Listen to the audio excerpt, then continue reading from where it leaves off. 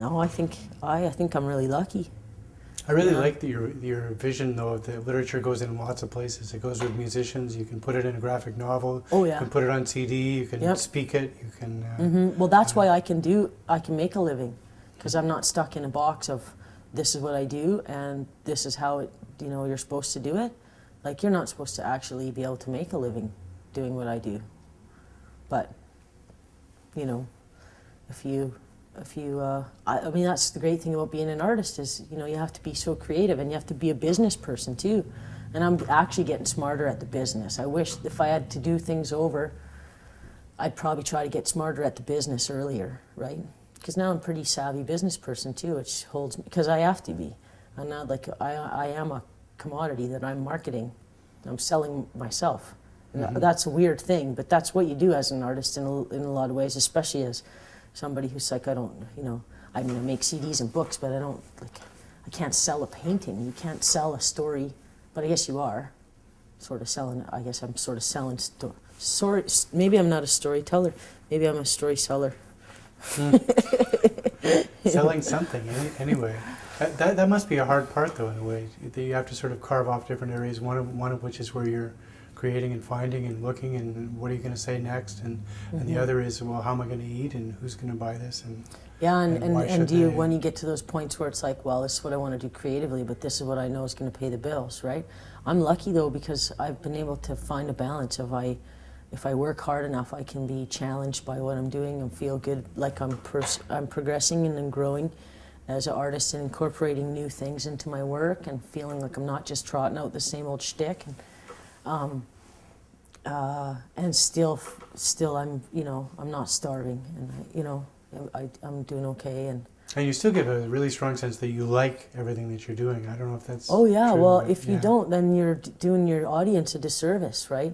I don't have a lot of tolerance for artists who are like, oh, yeah, piss, moan. If that's, I mean, everybody has those days, but if that's your predominant vibe about your job, then you should really seek other employment, because it's lucky that you get to be an artist. It's not that it's luck, you have to work really hard, but it's a fortunate existence, and I'm well aware of that, And I mean, I don't have like a huge RSP or whatever. I'm not going to inherit a bunch of money, but I don't know. I feel like I've put something good out there, and I get by. I get by, but how do you quantify really loving what you do for your job? What is that worth? How many guys do I know who make 4, 5, 6 times as much money as me, but they would love to have my life, right? So you can't forget that. You have to, and I don't know.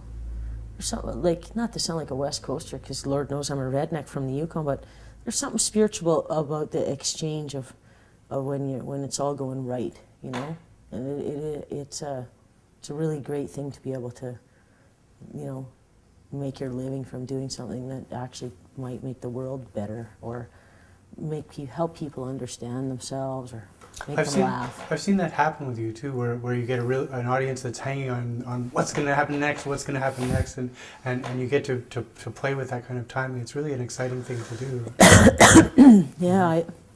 Yeah, and I never feel like I have learned everything there is about this. Like, oh, people say, what do you do? Like my grandma, you get paid to talk? Like, where do I sign up for that?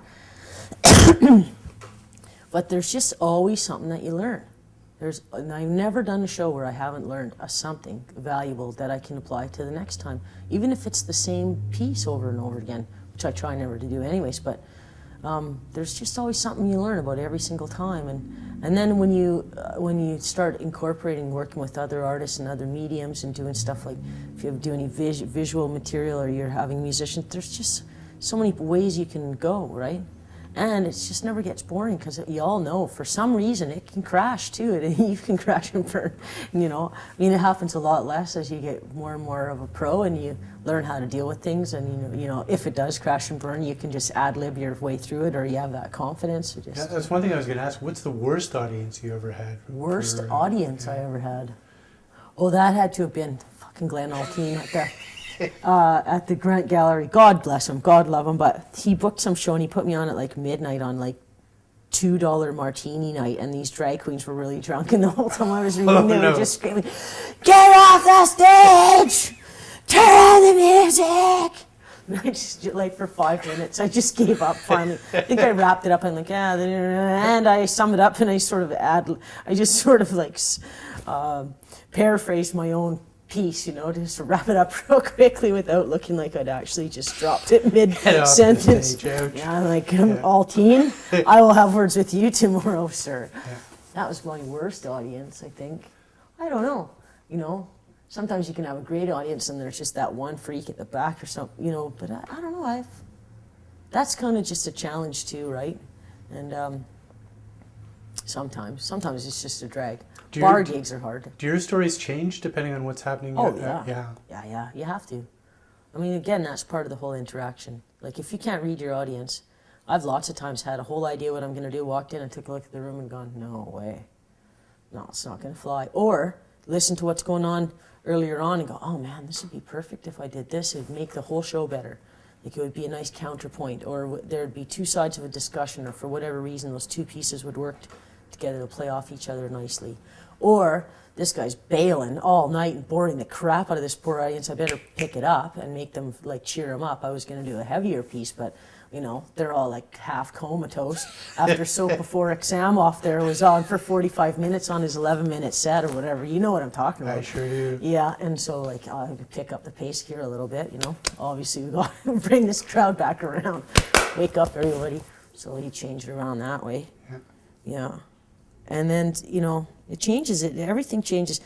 It can change. You can do the same show with the same lineup and the same people, and you'll just get in the same venue, and you'll get a totally different vibe one night. And just reading all that stuff and figuring out what's going to be the best thing, And some of those decisions are like they're not even conscious, really. You just know. You just get a sense. You just get a performer timing or how things are going to work, and I like it. It's good.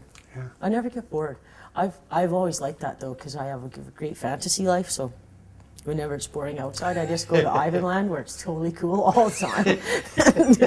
But I really don't ever get bored with my job. So how many people can actually say that, like, and fully mean it? Yeah. I think I'm pretty lucky. That's a great thing. Yeah. You're playing with this amazing ring, I noticed. I know, before. it's terrible because I'm a bit like, I like numbers too. And so then I've got this ring and it has the alphabet, 4 different rings, and you can spell things and you can twirl it. So, sometimes I go, oh, look, it's almost writing funk. I have to. And where's that from? I won the Reel It Award. Ah, okay, that's the Reel It Award. That's the Reel It Award. Okay. Yeah, they give you a ring, way better than a plaque. It's fancy. And it has 4 different rings that are all have the alphabet stamped on them. And you can spell stuff. See, I get distracted. I can't look at it. And you won that for a bow grip for the novel. For the novel. Yeah. Well, congratulations. Everybody told me, quit writing short stories. There's no money in it, and I just had to write 4 collections just to make sure there was no money in it, and they were right. So are novels better, or do you know yet? Yeah, you don't know. Well, it's sold out in 3 months. Oh, that's Went into great. a second Yeah. edition. I bought. Yeah. That's how come I got a nice truck. Was directly as a result of that novel. Yeah, so partly novel, and I guess just partly a 5th book or whatever. You just get a little bit more momentum picked up or whatever. So, but definitely I should have listened to that piece of advice a lot sooner. I mean, all the poets I know could have told me that. Well, we never expect to make any money anyway, so yeah. Yeah, see, we have to break that mentality, my friend. Anyway, great talking to you. Nice to have you here. Yeah. Look forward to your performance. Thank you, sir. Yeah. Thank you.